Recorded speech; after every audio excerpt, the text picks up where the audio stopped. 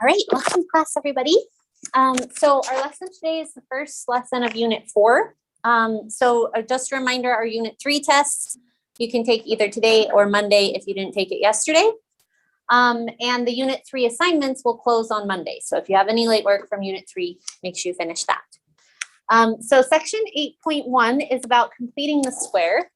And this topic, I would say, is the one that I thought was hardest when I took algebra. And part of it was because I feel like the way my teacher taught it wasn't the easiest way to teach it. So I'm going to teach you guys the easiest way, and also it will take a little while. So usually it takes 20 minutes for me to teach you guys, and then you have 30 minutes for homework. Today, it will probably be a little bit longer for the teaching part. But by the end of it, at least with my last class, they felt like they understood it really well. So don't freak out that I thought it was the hardest. I'll do my best to make it easy, but it will take a little while longer for me to teach you guys the topic. Okay, so let's start off with something we know already. If we wanted to find the solutions to this equation, what would we do?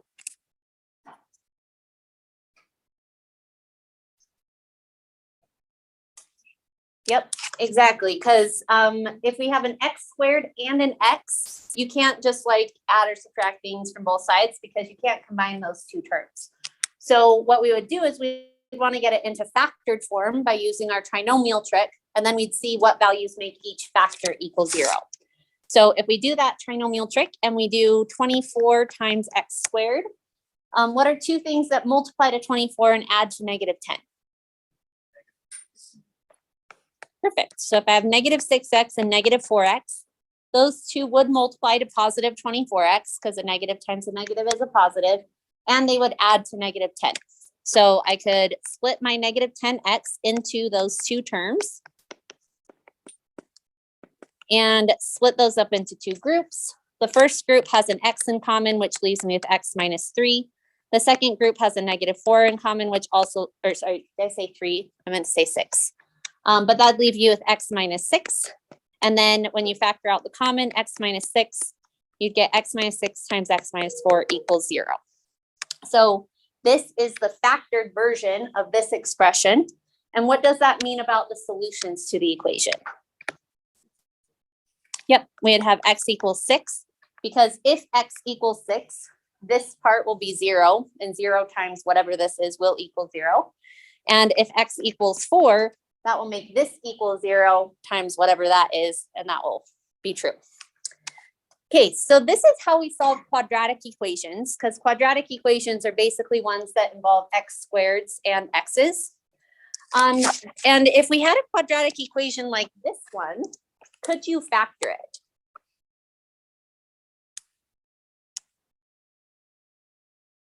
What do you guys think?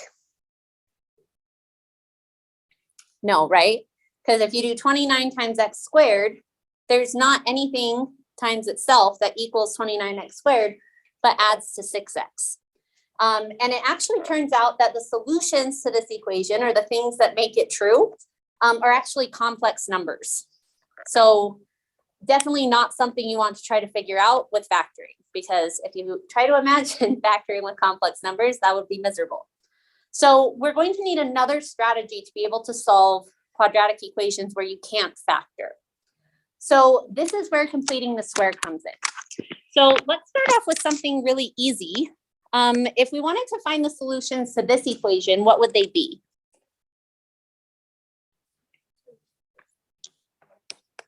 Perfect. So we'd have x equals 3 because 3 squared equals 9. But there's also another solution, and what is that? Negative 3. So the way that this one we can kind of just do in our head, because we know that 3 squared and negative 3 squared both equal 9. But the process we would use to solve that is we would take the square root of both sides. And that tells us that x equals the square root of 9, which is 3. But as you guys said, there's also this other solution. So what this means is anytime you square root both sides of the equation, you have to account for the positive version of the answer and the negative. And the way we can write that is with a plus or minus sign. So this is kind of a shorthand way to write both of these solutions. So you say it's either plus 3, or you could also have minus 3. So this is kind of a way of saying both solutions in a single statement. Everybody good with that? Okay, is that a question or a? No, it's me. So itchy or a itch? Okay. So on this one, we can also do it if we are working with imaginary numbers, because if I take the square root of both of these, I get x equals what? 2i. Yep. Because the square root of 4 is 2. The square root of a negative is the imaginary number. So this is definitely a solution, because if I did 2i times 2i, that would equal 4i squared, but I squared is -1. And so -1 times -4 would equal that. So that's a solution. Is -2i a solution though? Let's try it out. If we do -2i times -2i, -2 times -2 is +4. I times I is I squared. I squared is -1. 4 times -1 is -4. So both of these are solutions. And so that means that even in the case of imaginary answers, you do have to account for the positive imaginary number, or the positive imaginary solution, and the negative one. Is everybody good with that? Okay, so these are two very easy examples. What if we had something like this? What do you guys think the first step would be? If we want to find out what x is. Foil out the parentheses. Okay, yep, so we could FOIL it out, and then we could set it equal to 0. We could try to factor it. I'm going to tell you right now, this is one of the ones that wouldn't factor.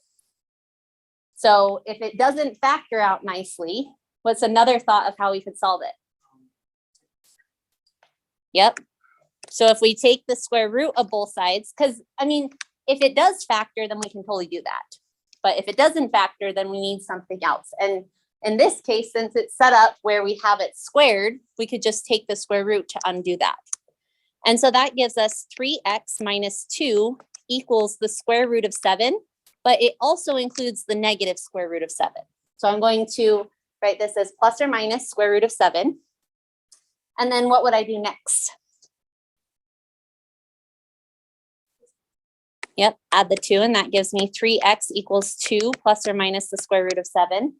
And in this case, we're not going to simplify this at all. But if this was like the square root of 16 or something like that, you could simplify it and you could say, well, figure out what the square root of 16 is, then do 2 plus that and 2 minus that to get your 2 answers.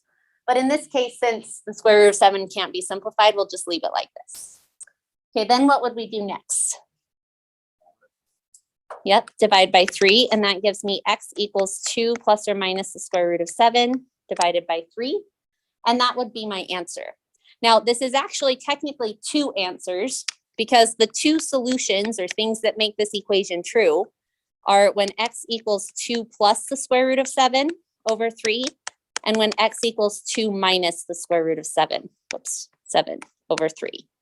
So this is just kind of like a shorthand way to say that there's 2 solutions, but there are 2 separate solutions, and on some of your homework questions, you will need to type them out separately. So essentially, they're almost the same, except on one of them you add the square root of 7, and on one of them you subtract. All right, so scale of 1 to 5, how are you guys feeling about that? Okay. All right, so basically the whole point of completing the square is to make it so that an equation like this that is not factorable looks like an equation like this, so that we can square root both sides and solve it this way. That's kind of the big picture overall goal of completing the square. So we know that this can't be factored, and we want to make this equation look like something squared. So let's look at some examples of things squared and see if we can see any patterns. So move this over to the side. So here's a whole bunch of things that are squared. And these are the polynomials that if you factor them, they become this. So as we look at all of these different polynomials, because this is kind of the type of thing that we start with. So as we look at all of these, do you guys notice any patterns between the numbers in these polynomials and the numbers that end up being in the factored versions?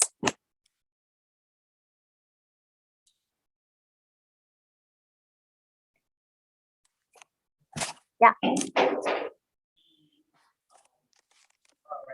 number is the square, but the middle is like the solution or.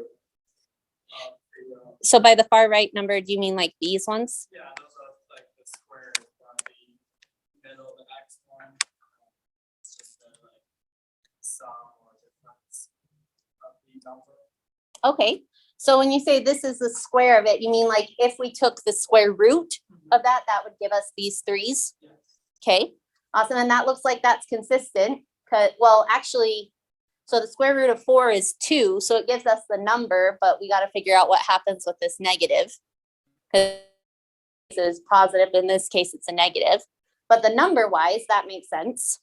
And then the 49, same thing, those are 7s and 5s, so that looks like a consistent pattern. And then what were you saying about the middle number? It's like the sum of difference, because you add and subtract to make that number. Mm-hmm. Yeah, so like if you do 3 plus 3, that gives you the 3 or the 6x, which like if you think about foiling that makes sense. Because if you were to foil it, I'm gonna color code this so it makes it stand out a little more. If you were to foil this, x times x gives you x squared. Then x times 3 gives you 3x. 3 times x gives you another 3x. And 3 times 3 gives you the 9. So that makes sense that these two numbers added together will give you the 6x because that's what happens when you foil it. And same thing, it also makes sense why this is the square, right? Because you do 3 times 3 when you foil it. And that looks like that's consistent all across all of them, right? So imagine that we didn't know this stuff and we wanted to know how we could get from here to here. So we could use the trinomial trick, but we're looking for a generic pattern that would always work. So if I knew this, how could I figure out that it's x minus 2? Like if I didn't know this part of the equation and I wanted to factor this, how could I look at these numbers and find these results? Yeah. Yes. So actually, maybe let's not look at this one because they're both 4s. Let's look at this one. In that case, what do you mean by greatest common factor? Okay, so they're both divisible by 7. But these two aren't both divisible, or I guess they are both divisible by 1, huh? I've never seen that pattern before. Yeah, in all of these examples, I'm trying to think if there's one where it wouldn't. That might be a consistent pattern. I'd never thought of that before. Okay, any other ways that you could find it?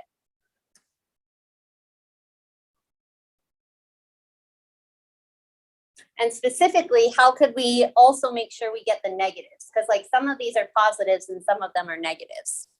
So is there any consistent way we could use either one of these numbers to find these numbers? Yeah. Looks like to know the both numbers are going to be positive, negative is to look to see Like this middle term? Yeah, that's positive and negative. Okay.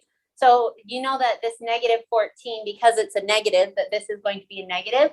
How can you know that it's a 7 from the 14?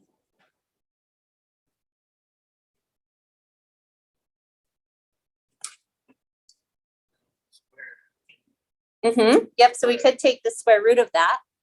That would be one way we could do it. Is there a way we could do it from just the 14? So there's this pattern you guys notice where like if you add these together, you get the 6. But this could also be considered doubling, right? What's the opposite of doubling? How could we go from 6 to 3? Split it in half. Is that consistent across all of these? If we take 6 divided by 2, that gives us 3. Negative 4 divided by 2 gives us negative 2. Negative 14 divided by 2 gives us negative 7. So this number right here is super useful because it will tell us both the positive and the negative as well as the number. So this one will work because you could just take the square root of it. But this one's even more helpful because it also tells you the negative. Does that make sense? Okay, so that pattern is the main idea behind completing the square. So if we go back to this problem, our goal is to be able to factor this in a way that makes it so that we have a perfect square, that we can take the square root of both sides of the equation. And so when we look at this, this itself cannot be factored into a perfect square, because if we look at this first example, x squared plus 6x plus 9 will factor into a perfect square, but this one is x squared plus 6x plus 29.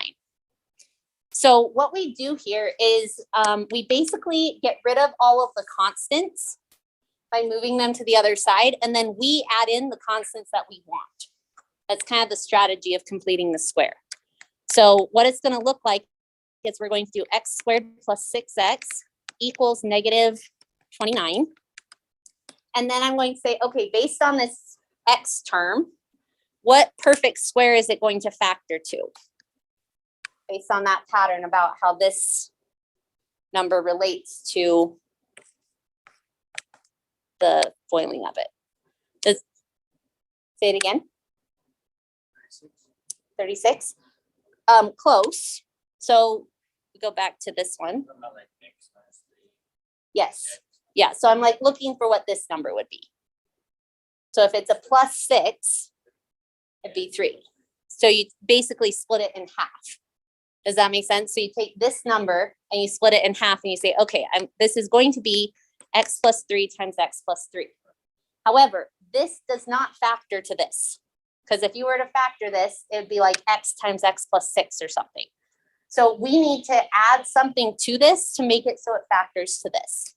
And based on this example, the fact that this is like the one we're working with, we know that we need to have a plus 9. And I'll explain in just a second how to get that. But basically, we're going to add 9 to this because this will factor to this.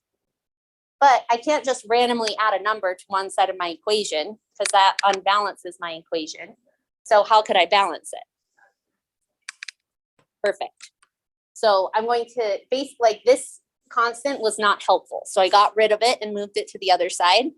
Then I added the constant that I wanted and I kept the equation balanced by adding it on that side. So now that tells me that x plus 3 times x plus 3 equals negative 20, because negative 29 plus 9 is negative 20. Okay, that process right there, that's completing the square. So we knew that this needed to be a plus 9 because of this example that I had on this slide. But how could we figure out that it needs to be a 9 if we didn't have that example?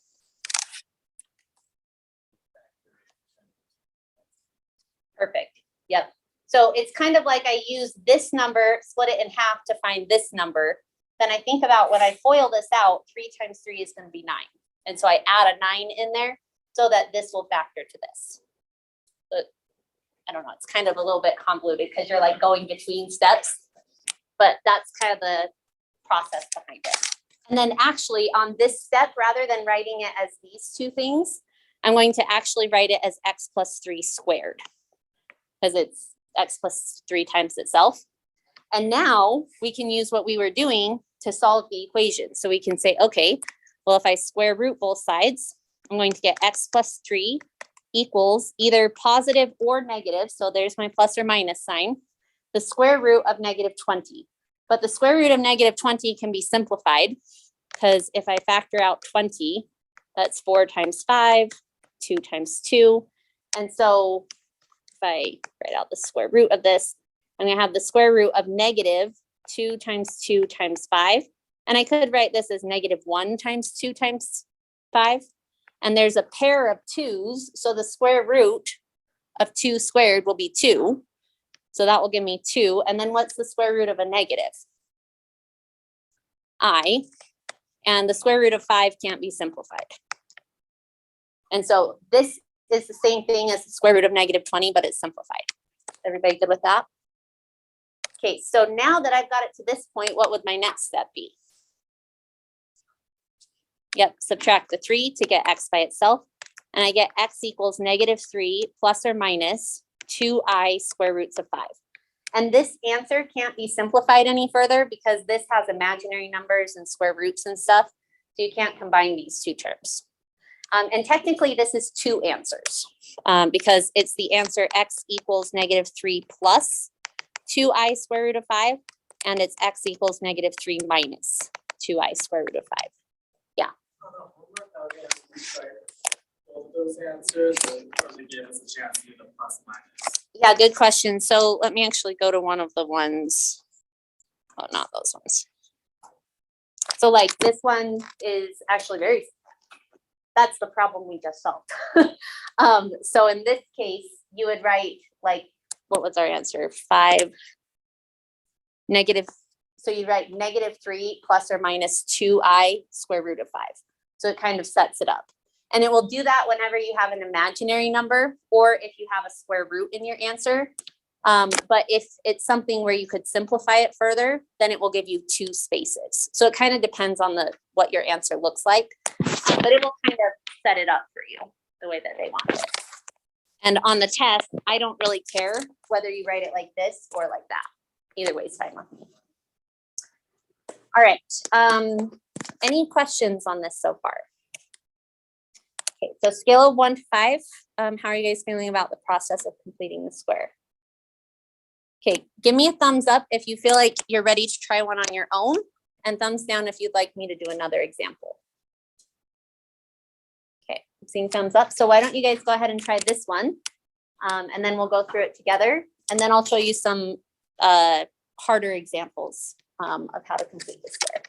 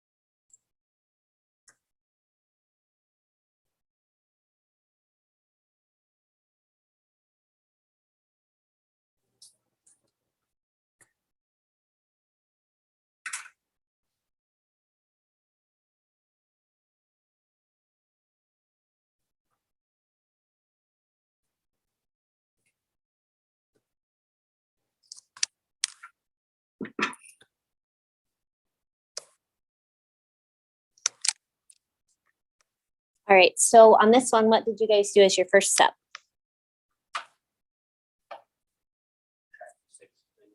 Perfect. Yep, so that gives you x squared minus 12x equals -63. Then what did you guys do next?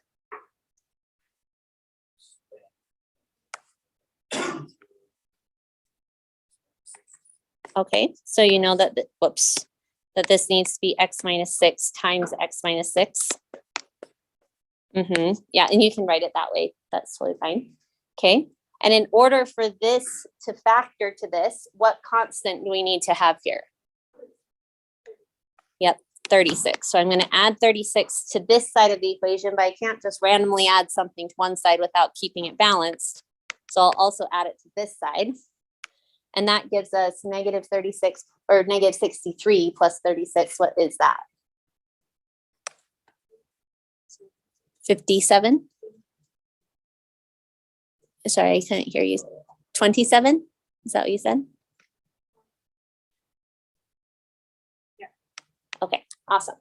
Cool, so that gives you negative 27, and I do think it would be easier to write this squared, so I'll erase that and write it like that. So then what did you guys do from here? Square root both sides. Okay, awesome. And when we square root both sides,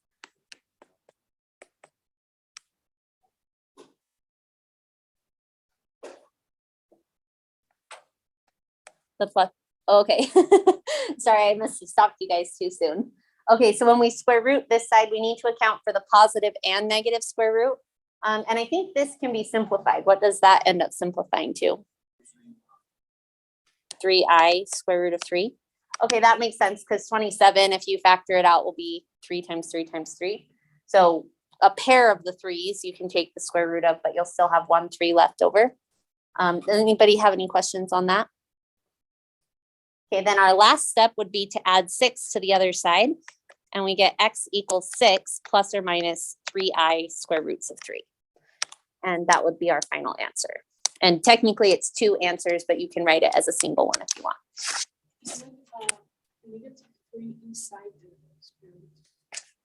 Yeah, so when we take the square root of a negative, that gives us the imaginary number. So that's where the I comes from, because negative 27 will be actually, I'll write this out.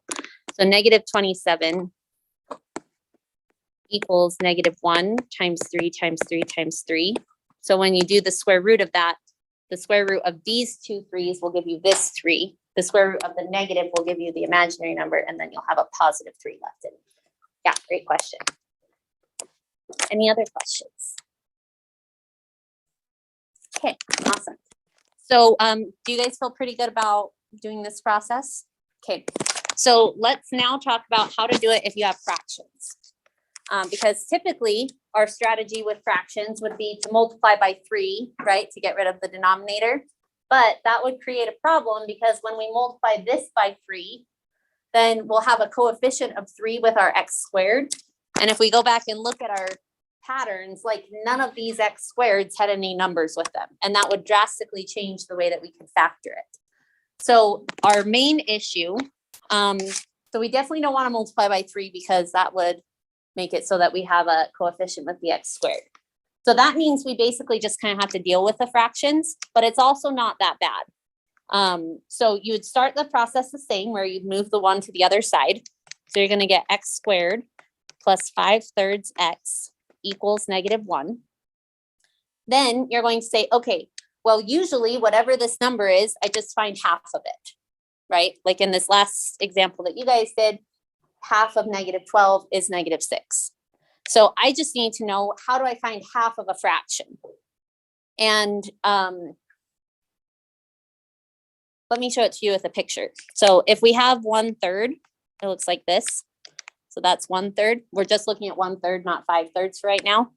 If I split it in half, this, like half of that is going to be 1/6, because you would have like 6 pieces total in your circle. Does that make sense? So half of 1/3 is 1/6. So half of 5/3 is going to be 5/6. Does that make sense? So this number is going to be x plus 5/6. Now, you don't always have to think about it in terms of like a picture. How could we get this number from here without having to do the whole picture thing? Multiply by 1/2, right? Because if you divide this by 2, dividing by 2 is the same thing as multiplying by the reciprocal of 2, which is 1/2. So half of this, you just multiply this by 1/2. So it's not actually that bad with fractions because you just multiply by 1/2 and you don't have to do common denominators or anything. Okay, so that gives me what this should be, but I need to have a constant here that if I were to FOIL this out equals 5/6 times 5/6, because that's what creates the constant. So what is that constant going to be?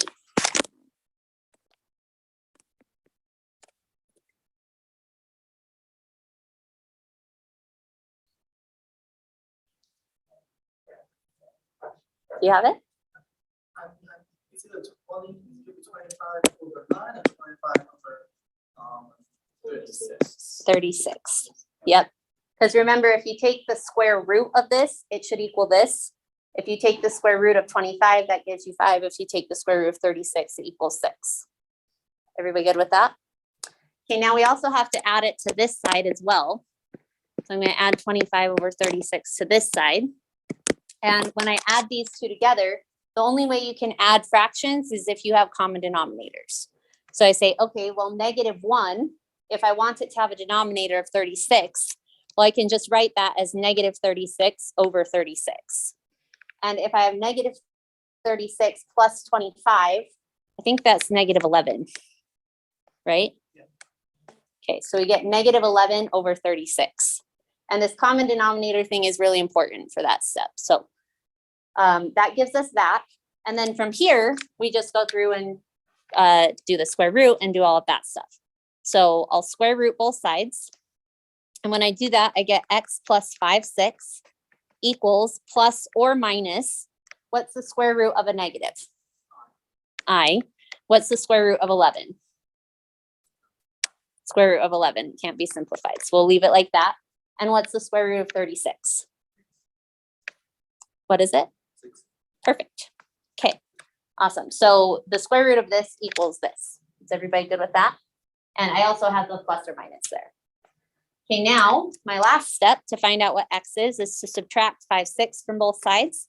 And that gives me -5, 6 plus or minus I square roots of 11 over 6.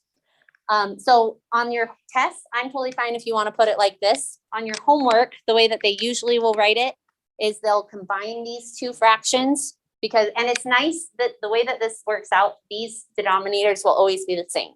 So you don't have to worry about finding common denominators, but you do just add the tops together. So we get -5 plus or minus I square roots of 11 over 6. And this is the way that your homework will usually have you answer it. On your test though, I'm totally fine if you do either one of those. Any questions about that? Okay, awesome. So that's how you do fractions. And the next one, we'll do another fraction thing. So we'll practice this one more time. Okay, so the last example I'm going to go over that's a little bit more challenging is this one. And what's the main issue with this? What is it? Yep, it's this coefficient with the x squared, right? Because if we go back and look at this pattern, none of these x squareds have coefficients with them. So what can we do to get rid of the 4?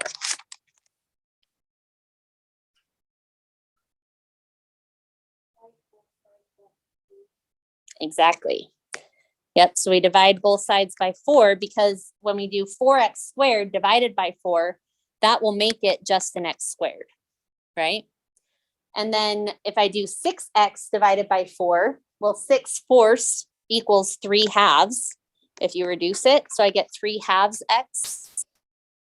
And -28 divided by 4 is what? -7. And this is going to equal 0 divided by 4, which is just 0. By the way, you can add the 28 to the other side, because like that is usually our first step. You can do that before you divide if you want to. Because if you added the 28 over, you would have got 28 divided by 4, which would give you 7. So if you want to, you can do that first before you divide. It doesn't really matter. So since we didn't add the 28 over, let's add the 7 over. And that gives us x squared plus 3/2 x equals +7. Okay, so what is half of this? 3/4. Yep. So we're going to get x plus 3/4 squared. But if we were to factor this, it wouldn't equal that because we need a constant here in order to factor this to here. And what is that constant? 9 over what? Perfect. Yep, because if I took the square root of that, that would equal that, right? Is everybody good with that? But if I add it to this side, I also have to add it to the other side. And I have no idea how many 16ths 7 is. So if we 112. Okay. Oh, sorry, that's 16ths. Does everybody know where the 112 came from? Like basically like 7 can be thought of as 7 over 1. And so you multiply the top and bottom by 16, and 16 times 7 is 112. Okay, so then I say, well, 112 plus 9, what does that equal? 1 what? 121. Oh, great. That's nice because that's a perfect square. So when we square root both sides, I'm going to end up with x plus 3/4 equals either plus or minus. What's the square root of 121? 11. What's the square root of 16? 4. So this one is a really nice one because it doesn't give you any imaginary numbers, and it also doesn't give you any square roots because it fully simplified. And so then to finish my problem, I'll subtract the 3/4 over, and I get x equals 3/4 plus or minus 11/4. Now this one, oh, sorry, that's a little bit off the screen. Move that a little bit. Hopefully that thing goes away. Yeah. So in this case, you can actually simplify this further. Usually you can't because you'll end up with like an imaginary number or square root or something here. But in this case, since there isn't any imaginary numbers, you can simplify this to x equals 3/4 plus 11/4, which equals 14/4, which equals 7/2. So that's one of our solutions. The other, oh, yes, sorry. I missed my negative, didn't I? Thank you. Okay, that changes a lot of things. Thank you for catching that. Yeah, so we have negative 3/4, and that would tell us that x equals negative 3/4 plus 11/4, and negative 3 plus 11 is 8. So I get 8/4, and that equals 2. So that's one of my solutions. And then x equals negative 3/4 minus 11/4 would give us negative 14/4, which equals negative 7/2. And so in that case, we can actually just figure out a single number for our solution, or for both of our solutions. All right, any questions on that? Okay, so that was a very long lesson to explain completing the square. But this type of problem is probably the hardest one you're going to get. You could also have a problem where like this isn't a 0, but that's not really that hard because once you add the 28 over, you just combine those. But this is about as hard as it gets. So if you feel good about how this problem went, then you should do pretty well on your homework. And then there's like when you work on your homework, the first few questions are like really easy ones like this, where it's just kind of introducing the plus or minus idea. So then like you'll have one like this where you subtract the 45 over and then you do the square root of negative 45. And then the next few questions are kind of like building the conceptual understanding of completing the square. So on these ones, you're not actually solving any equation. You're just figuring out how to get from an expression like this to an expression like this. So I wanted to kind of go through an example of this, not because it's hard, but because it might be kind of hard to know what they're asking for. So in our lesson so far, we've done things where you have like x squared plus 10x equals something, some number. And then like we try to figure out what we want to add here. That's basically what A is the thing you're going to add. And you're trying to find it so that it's equal to x plus something squared. So in this case, what would this something be? 5, right? Because you take half of 10. And so this would be x plus 5. And then what would this be? 25. And so that's what they're asking you to do is like say that this is equivalent to this. Like this is the factored version of this thing. So in this case, they're asking you to find A and B. So A would be 25, B would be 5. So they're not actually asking you to solve anything because they didn't have this equal to a number. They just want you to know that these two things are equal and how to find these two numbers from the 10. Does that make sense? So you have a couple questions like that that are kind of like building up to the idea of completing the square. And then the questions at the very end of the assignment are basically what we spent class doing. So if you want more practice of what we did in class, maybe start at the end of the assignment and then work backwards if you want, because the beginning stuff is just kind of building up to it. So I'll let you guys get started on your homework. Oh, sorry, there's one more question I wanted to mention really quick. So this one is question 16, and there's two parts to it. So on this one, they have you solve the equation by factoring and by completing the square. It's the same solutions. So these answers that you get by completing the square are the same ones you get by factoring. Because if the equation is factorable, like this one is, then you can factor it to find the solutions, or you could do completing the square. So I personally like factoring more, so I would solve it by factoring. But completing the square is important because there's some polynomials that you can't factor. So on that one, don't get mixed up that they're asking for like two different things. They're asking for the same solutions. They're just showing you that you can do it in two different ways.